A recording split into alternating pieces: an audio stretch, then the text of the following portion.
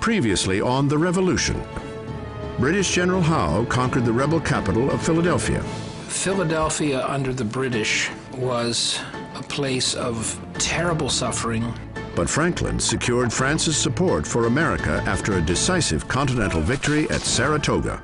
It seems like a fool's errand. Franklin is sent to an absolute monarchy to ask them to fund a revolution against a king. Anyone in his right mind would have assumed that the best thing to do would have been to let the colonies and England destroy each other mutually. But the animus on the French against the English is so great. This is a very easy argument to make. The American Revolution, once a colonial uprising, was now a world war.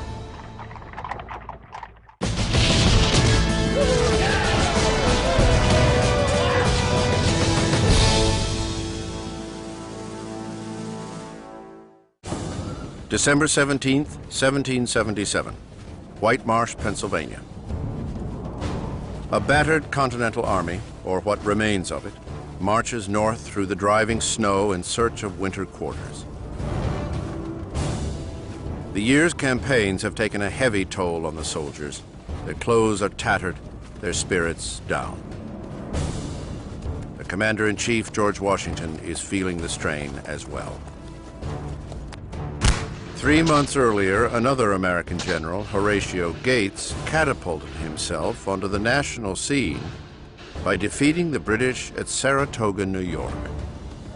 The victory has given America a new war hero, one with boundless ambition. Horatio Gates wanted to be Commander-in-Chief of the American Army. And it goes much beyond that. Whoever was the victorious leader of the revolutionaries would emerge as the leader of a new nation. At the same time that Horatio Gates's stock is on the rise, Washington's is in free fall. At Brandywine, Pennsylvania, the Americans fought the largest engagement of the war so far, and Washington suffered one of his worst losses. 1,000 American soldiers are wounded or killed, and Washington is forced to retreat north into New Jersey. The victory at Brandywine gives the British the prize they were after, the rebel capital, Philadelphia. Independence Hall, the seat of rebel power, now sits empty, a burning reminder of Washington's failures. America's rebel Congress is now a body in exile and have set up a new home 100 miles to the west of Philadelphia in York, Pennsylvania. In the chamber, there are murmurings that George Washington is weak-willed, that the general's poor judgment keeps the Americans from defeating the British.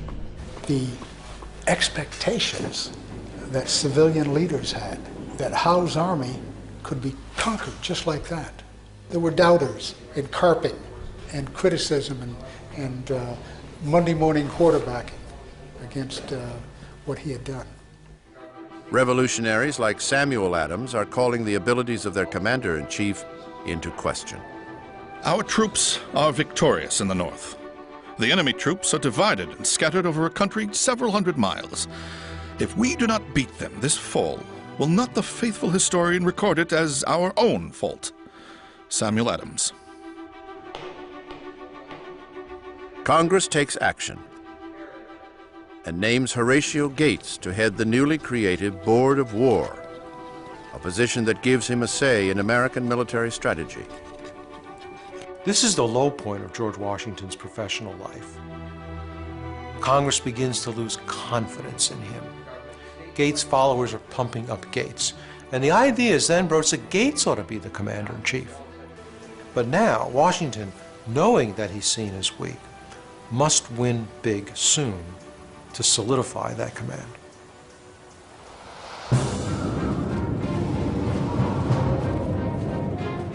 But the Continental Army is in no shape for a fight. And in 18th century warfare, winter is the time to rest, to train, to resupply. For Washington, now is the time to rebuild his army and his reputation, and do it before the winter is over. It will be an uphill battle at the soon-to-be storied Valley Forge. It is a strategic location, just 23 miles north of Philadelphia, Valley Forge is an ideal place from which to keep a close eye on the movements of the British Army and stop the enemy from pillaging the fertile countryside. Sitting on a plateau, the camp is easily defensible. Creeks and the Schuylkill River provide a natural fortification to the camp. But building and running a city a third the size of Philadelphia is a mammoth undertaking. Washington throws himself into the work. He designs the camp himself, down to the last detail. The layout of the barracks, the placement of roads, the location of its defenses. Washington enacts strict rules to fight typhus and dysentery. Soldiers who do not use proper privies face 5 lashes to be administered on the spot. Soldiers who contract venereal disease from prostitutes selling their services on the peripheries of the camp pay for their own treatment, $4 for the rank and file and $10 for the officers. These seemingly mundane tasks consume all of Washington's time. We might accuse him of being a micromanager, but in fact this was a situation that needed micromanaging. He has to really pay attention to the minutiae because it's the minutiae that's going to kill off his army. Dysentery and other camp diseases are going to create havoc in his camp unless matters of sanitation are attended to carefully. So he has to pay close attention to the details, and he does it really well. Washington's hands-on approach wins the admiration of his soldiers. And he assures the men that he himself will share in every hardship and partake in every inconvenience. During the first month of construction at Valley Forge, Washington chooses to live in a tent at the edge of the camp, alongside his army.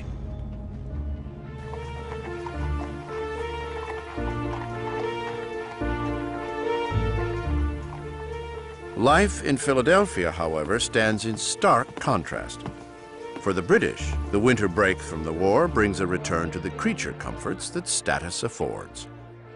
The British Army is very warm and comfortable wherever they want to be, whether it's New York or Philadelphia. They have no problems. Their problem is deciding which tavern to drink at night. The British may have lost at Saratoga, but they hold the rebel capital and are savoring it for all it is worth. Evenings are filled by social gatherings, and each Thursday there is a ball where Philadelphia's high society loyalists mingle with the British officer class. Back at Valley Forge, the temperature hovers around freezing, and many of the soldiers are forced to wrap their feet in rags for lack of shoes. But the men make do, fighting off the cold by playing cards, mending their clothes, and learning new drills. For soldiers like Joseph Hodgkins, a 34-year-old cobbler from Massachusetts, letters from home are a bittersweet reminder of what has been left behind. My dear, I have looked for you till I know not how to look any longer. Monday afternoon I was very low in spirits, almost despair of your coming home. Brother Perkins and sister send their love to you. Your most affectionate companion till death, Sarah.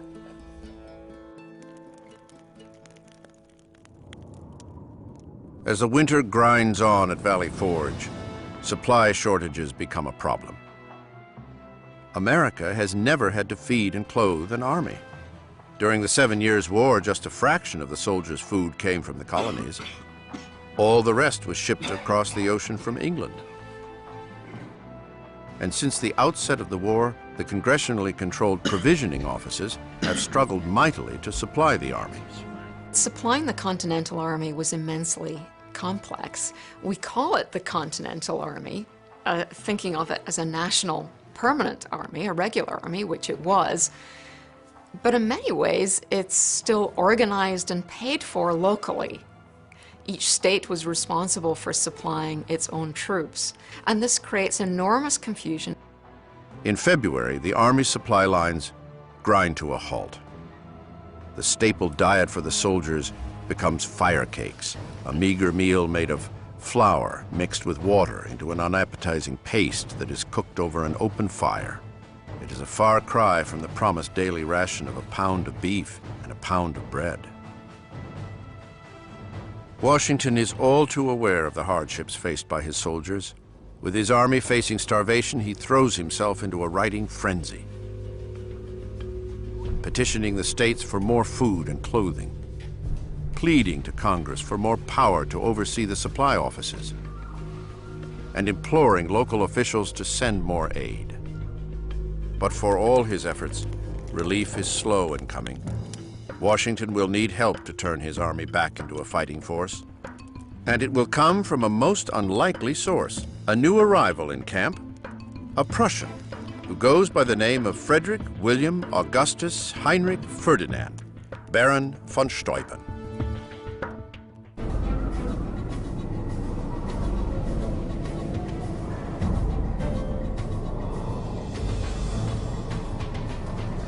February 1778. The winter at Valley Forge is taking a heavy toll on the Continental Army. 2,500 soldiers die from disease, more than have been killed in battle in the entire war. Thousands of others are incapacitated by sickness and hunger. Washington has done his best to hold his army together, but is still under pressure from Congress to mount a successful spring campaign and take back Philadelphia from the British. But to achieve that goal, he will have to enlist the help of others. On February 17th, a new recruit arrives in camp, sent by the American Congress to aid in the cause. He calls himself Frederick William Augustus Heinrich Ferdinand, Baron von Steuben, and wears the bejeweled cross of the Order of de la Fidélité, denoting an honorary knighthood from Prussia. Von Steuben carries letters of introduction, but no papers confirming his achievements, an omission that should be a clue, for the Baron is stretching his story, just as he's stretched his name. He has never risen higher than the rank of captain, and he has been turned down for service by the French, Spanish, and German armies. Amidst rumors, he has taken familiarities with young boys, which the law forbids and severely punishes. In short, von Steuben has come to the only army in the world that will have him, the Americans. The Baron's past may be shrouded in mystery, but Washington is desperate for leadership, for officers with European training. He puts von Steuben right to work. The task, to create a single method of training, a critical step towards a more professional army, and to do it before the winter is over. Von Steuben embraces the opportunity. The Baron starts small, spending hours each day working directly with a model unit that will be used to train the rest of the army. Baron von Steuben is a remarkable figure. Von Steuben's genius was the ability to distill the complexity of state-of-the-art European drill tactics into a digestible form to this raw material that was the American soldier. They are tactics that are new to Washington and his army, tactics learned during the Baron's service in the Prussian army. But he makes an important adjustment in the way he teaches them. Von Steuben recognized that he was not dealing with Prussian conscripts. He recognized the individuality and the Republican notions of the population of troops that he dealt with, and he was able to take principles and tactics and give them to this force in such a manner that they were willing to receive it and that they were able to transform themselves from virtuous Republicans into soldiers in a professional army. Under von Steuben's tutelage, the soldiers learn how to form solid, orderly columns, how to properly load and fire a weapon in formation, and the proper use of a bayonet. The army that comes out of Valley Forge is in many ways much more sophisticated one than the one that goes in there. Von Steuben brings a new level of professionalism to the army, and that by itself creates its own sense of professionalism. It creates its own sense of belonging. They're belonging to something larger than themselves. In a matter of weeks, the ragtag unit is marching in lockstep. Soon, every soldier is taught the von Steuben technique. It becomes the foundation for the Army's first training manual. Washington's army is slowly remade. It is nearly battle ready.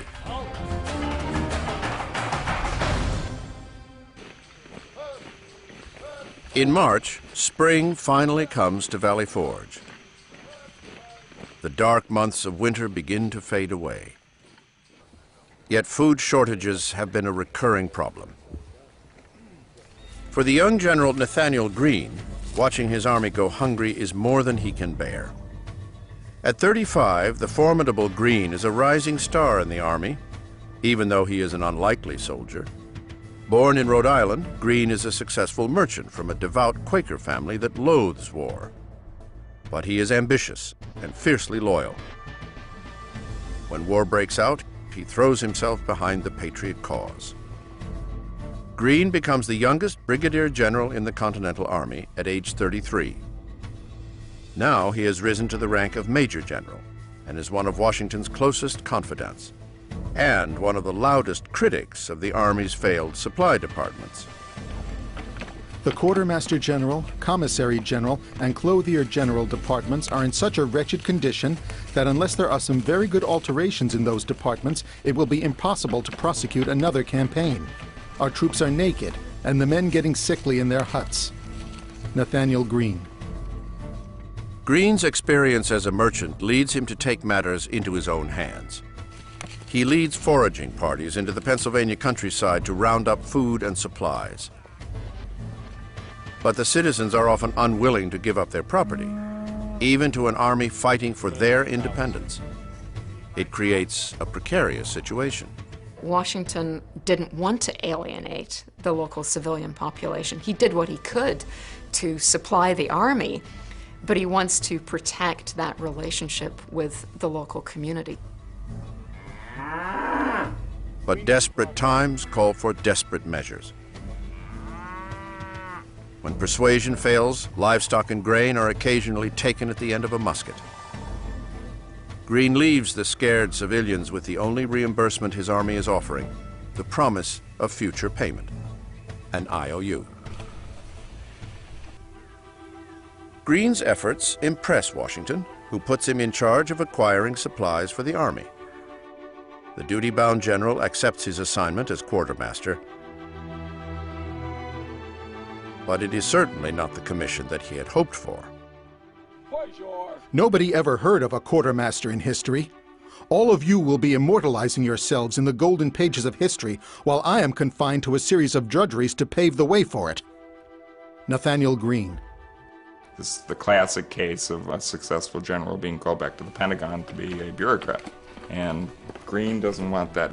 But on the other hand, it's a sense of Puritan guilt. It's a sense of sacrificing what's good for you, what's good for your country. Greene dispatches foraging parties far and wide, south into Virginia, to the eastern shore of Maryland, and north into New Jersey, rebuilding the supply lines for the army. The efforts of Baron von Steuben and Greene over the winter at Valley Forge have given Washington confidence that he has an army that is now ready to take the fight to the British. Meanwhile, an ocean away, a bold American is pushing the war to a new and unlikely front, the shores of England itself.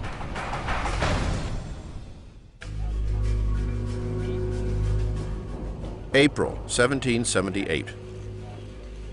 The long winter at Valley Forge has finally come to an end.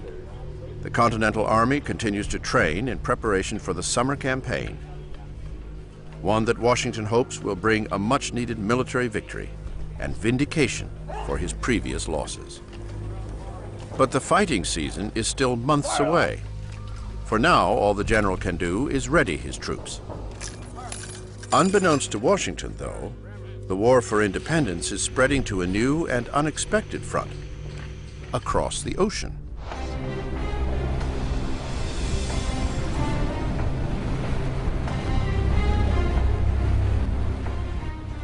On a chilly spring morning, a lone American ship, the Ranger, cuts through the water off the coast of England. Their target, the port towns along the western coast of Britain. It has been 700 years since anyone has raided these shores. 700 years since a foreigner has rained terror on the inhabitants of the British mainland. The architect of this bold plan? John Paul Jones. At first sight, the 31-year-old Jones is an unlikely captain. He is short in stature and soft in his speech. But the Scottish-born Jones is already a veteran sailor. Jones is a proud man. He's a very handsome man, almost beautiful to look at. He's wearing a British naval uniform. Now you may wonder, why would an American naval officer wear a British Navy uniform? Because he thought it was better looking.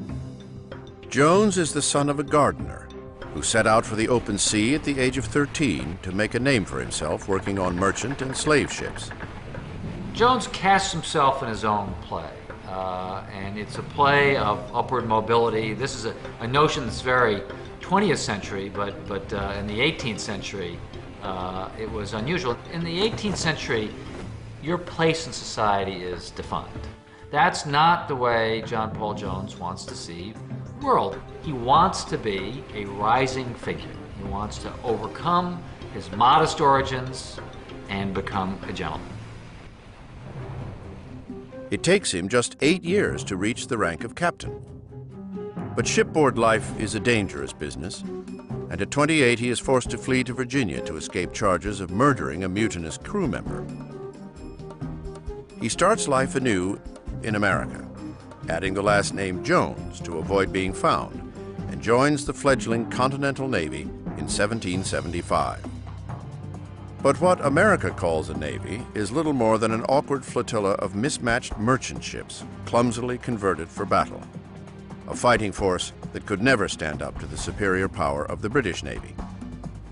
So the ambitious Jones sets out on his own course. Jones is a military genius, and he has a fundamental insight, which is that we're never going to beat the British by playing some defensive game. The British Navy at this time has more than 100 men of war. The American Navy has none. So they're not going to win some massed naval battle. They have to go guerrilla.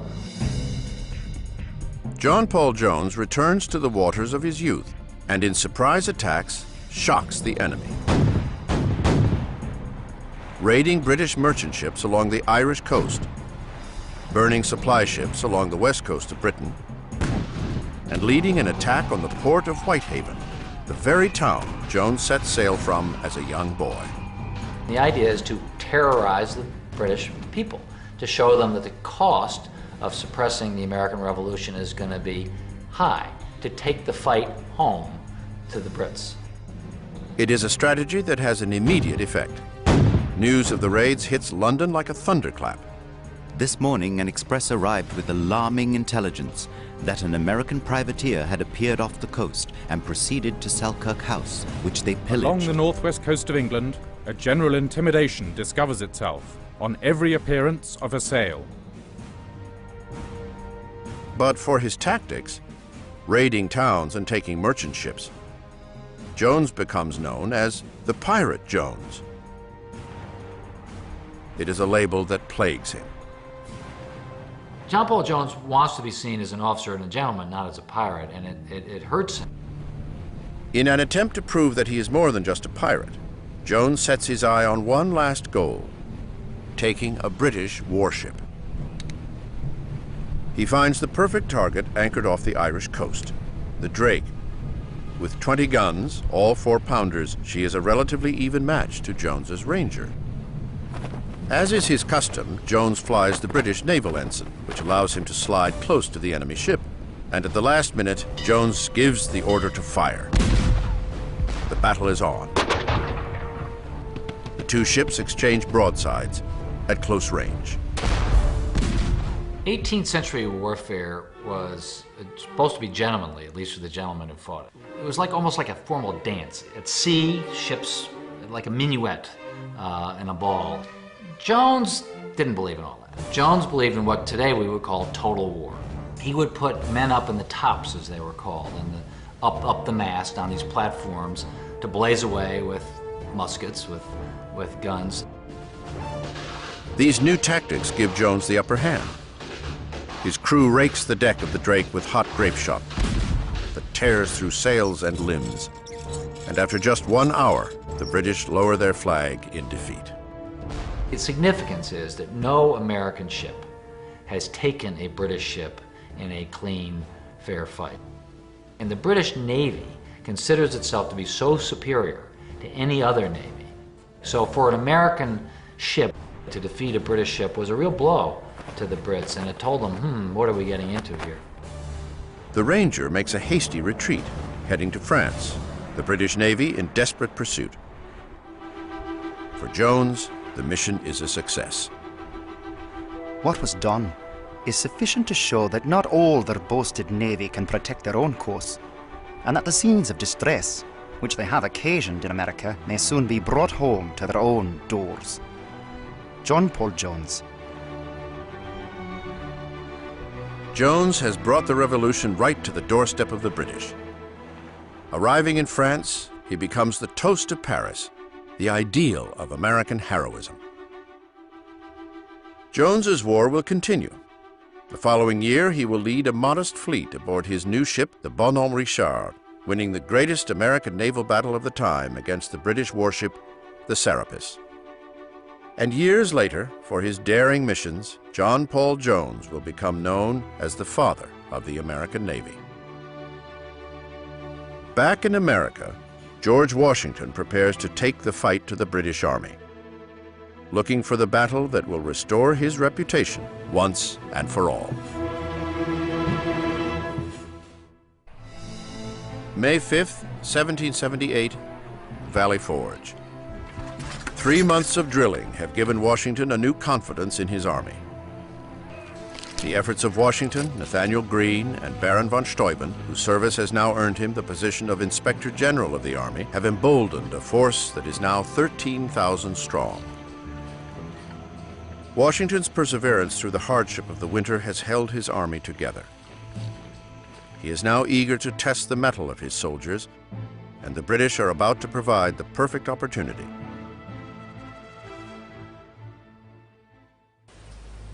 British headquarters, Philadelphia, Pennsylvania. A new commander-in-chief is taking over the British Army, Sir Henry Clinton. His predecessor, William Howe, recalled after the British loss at Saratoga. Clinton arrived in America in 1775 with Howe and General John Burgoyne. Both generals left America in defeat. Now, he is the last one standing. At the time of the American Revolution, positions of command devolved to the next man in the line according to seniority. Promotion was subject, with very few exceptions, to the rigid law of seniority. And in this case, Henry Clinton was the only choice because he was the next most senior officer following the recall of Howe. Clinton is as concerned with how his actions will be interpreted, how he will be judged, that awareness of, if I don't handle this right, what's this going to mean for my reputation back at home? Clinton has good reason to worry about his reputation. The war for independence has changed dramatically. It is no longer a battle between two adversaries. Now there are three. For the past year, the Americans have been courting France, the world's other superpower. Leading the effort is the rebel emissary, Benjamin Franklin.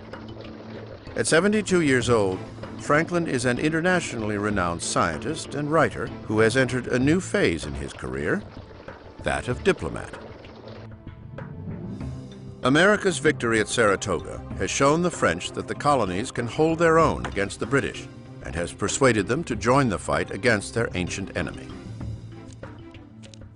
Now the elder statesman is working out the final details in the newly signed Treaty of Friendship. France gives money and supplies, but more importantly, offers their navy to the American cause. French naval support is absolutely crucial for American resistance. The British, they have to now take the naval dimensions of this war into account. They can no longer say we can take naval supremacy for granted and concentrate on winning the war on land. Back in Philadelphia, British General Clinton opens his first orders, which have just arrived from England. The British ministry has been forced to make a dramatic choice. In May 1778, the British hold Philadelphia, New York City, and Newport, Rhode Island. Now there is a very real danger of a blockade by the French fleet at any of these ports. So Clinton is ordered to give up the rebel capital of Philadelphia and consolidate his forces in New York City. It is a forced retreat, not how Clinton had expected his leadership to begin. American spies in Philadelphia rushed dispatches to Valley Forge with word of the British action. The news finds Washington and his generals discussing battle plans for the upcoming summer. Now the question on the table is whether to move on the British when they begin their retreat to New York. Washington is still stinging from last year's losses at Brandywine and Germantown and is eager for a fight. But before he can take on the enemy, Washington has to take on one of his most talented generals and one of the most outspoken challengers to his authority, General Charles Lee. The British-born Lee is an eccentric but capable officer and a brilliant military tactician. But in December of 1776, as he was supposed to be on his way to aid Washington as the Americans fled New York, Lee was instead captured by the British while he lounged in his nightclothes at a tavern. Despite the blunder, Washington worked hard to get the experienced Lee back from the British in a prisoner exchange. Lee is arguably the most qualified general officer in the American Army in a strictly military sense. He fought in the French and Indian War, he fought in continental Europe during the 7 Years' War, he fought from Russia to Poland. He's exceptionally experienced, but this experience breeds some hubris. He thinks that he knows better. Lee seemed to have an agenda throughout the war of really carving out an independent command for himself, and one could speculate that he probably would have liked to supplant Washington as the commander-in-chief. Lee's arrogance has always been an issue, and he questions Washington's plans at every turn. But today he takes his argument one step further, suggesting that the American force would never stand a chance fighting the Royals head-on.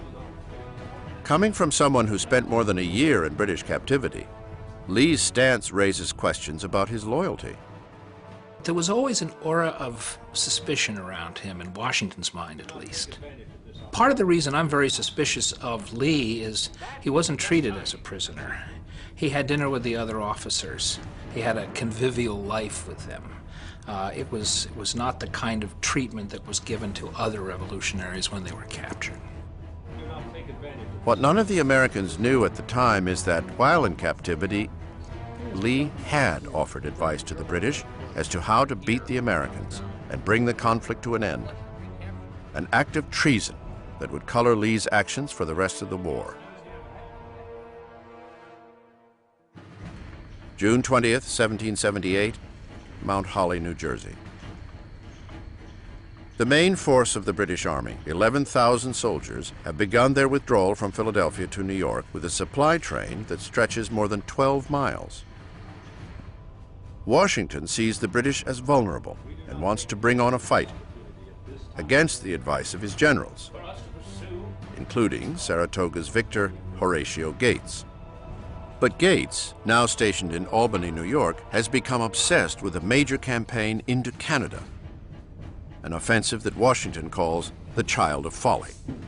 Even supporters in Congress view the idea as impractical because it would split the American army in two.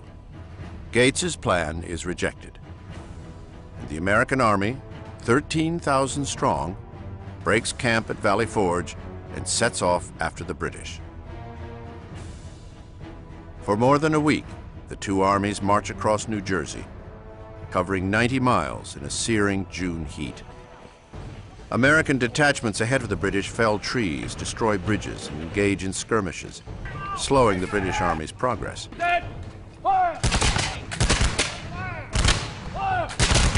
Until finally, Washington sees his opportunity for a full engagement. On the night of June 24th, Washington lays out his battle plan. At the crossroads of Monmouth Courthouse, an advance corps of 5,000 soldiers will move forward and engage the rear of the British Army as they prepare to get underway. Washington, with 7,000 soldiers, will hang behind the advance force. If the British retreat, the Americans will let them go. But if they engage, Washington will move forward and join the fight. In accordance with military etiquette, Washington's senior officer, General Charles Lee, is offered command of the advance force. Lee claims the right to lead the attack because he's inexperienced second in command. Lee didn't turn it down. He took it, which was unfortunate, because Washington had to let him go ahead of the rest of his army. On June 27th, Washington issues the order. Lee will attack the next morning.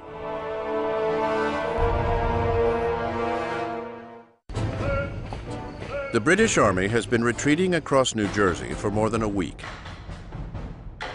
And against the wishes of his generals, George Washington has set his army out in pursuit, seeking an opportunity to bring on a full engagement. Finally, at a crossroads called Monmouth Courthouse, the Continental Army catches up with the British. June 28, 1778. A devastating heat has engulfed the parched fields of eastern New Jersey. In the morning, General Charles Lee's men set off towards the British rear guard at Monmouth. Washington and 7,000 soldiers wait 7 miles behind Lee's troops. The general waits anxiously for word of the offensive, but so far, there has been none. His army has been trained and turned into a new and hard-fighting army, and that army and its commander are now convinced that they can beat any army on the face of the earth, and they are eager for the fight. And that fight comes on one of the hottest days of the war. Different records show that the heat was somewhere between 100 and 104 degrees on the morning of the battle. At noon, the first progress reports come in from Continental soldiers that appear to be in retreat. The news is unbelievable. Lee was not attacking. What was going on here? He had the strength, he had the trained men who knew how to maneuver now. Then all of a sudden he began to retreat when he should have attacked. In fact, Lee had no battle plan. Nothing. He was hopeful of victory somehow. It's obvious to all the men at Monmouth that there is no plan. The men retreat. Furious, Washington rides ahead and encounters General Lee himself. Washington personally rode up and took over and relieved Lee of his command. Nobody accurately knows what Washington said because it was almost sacrilegious to write down when George Washington swore. And whatever he called Lee, it was enough for Lee to get the idea and to get out of there. With Lee reprimanded, Washington turns his attention to a more urgent matter: the British Army, which is fast approaching. But for the British soldiers, marching in 100-degree heat in their full wool uniforms, it is an exhausting advance. We proceeded 5 miles in a road composed of nothing but sand, which scorched through our shoes with intolerable heat.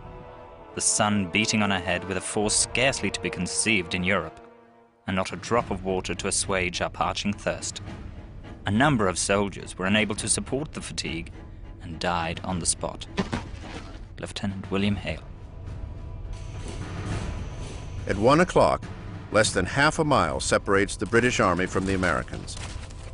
Washington must act fast, rallying the troops on the high ground of the field.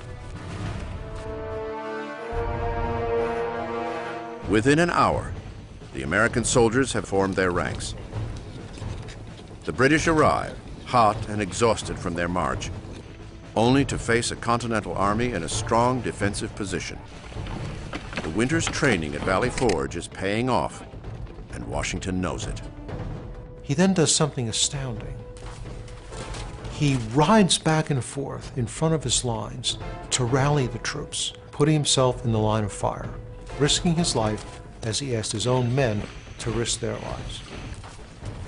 People who know Washington in the war think that he has a feeling of invincibility because he puts himself in the line of fire so often.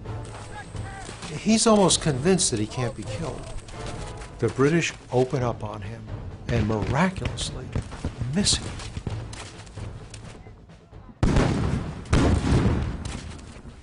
The Battle of Monmouth erupts. More than 20,000 soldiers clash in the brutal heat. The fighting rages for hours, long into the summer afternoon.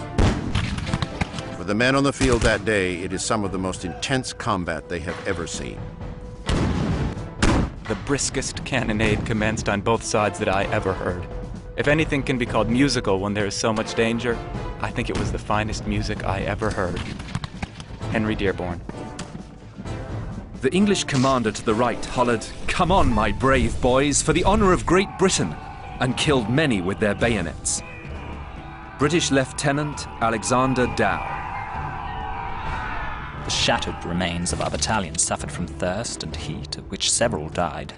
Some preferred the shade of the trees in the direct range of shot to the more horrid tortures of thirst. One of these had his arm shattered to pieces.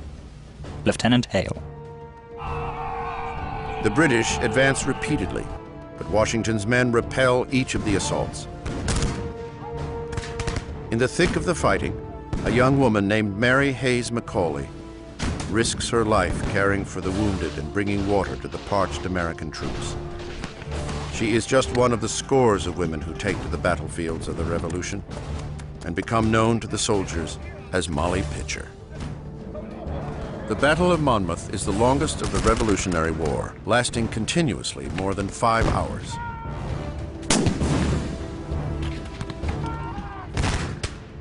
Sunstroke, not musket balls, is the biggest killer on this day. Scores of soldiers on both sides die from the heat. When the smoke had cleared at Monmouth, it was a draw. Washington knew, and the country knew, that this new army that had come out of Valley Forge was a good one. They had held their own against the British.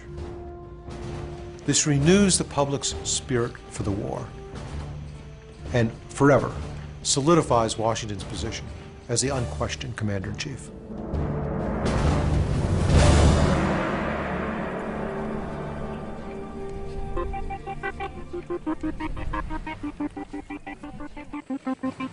The Continental Army has proven itself a capable fighting force.